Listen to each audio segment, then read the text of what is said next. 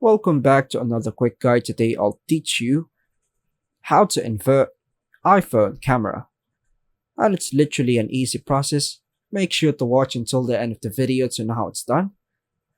If you want to invert or flip your iPhone camera image, there are a couple of ways to do it, depending on whether you want to invert the image horizontally, mirror flip, or vertically, upside down.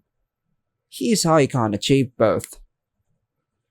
By default, the iPhone's front-facing camera, selfie camera, mirrors the image you see on the screen, but when you take the picture, it saves a non-mirrored version.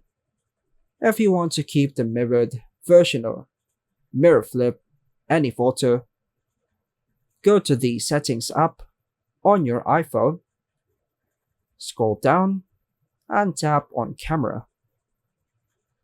Toggle on Mirror Front Camera. This setting ensures that photos taken with the front camera are saved exactly as they appear on the screen.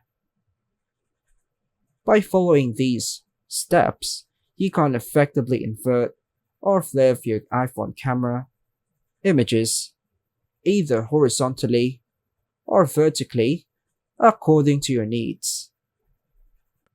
And that's all for now, folks. Thanks for watching.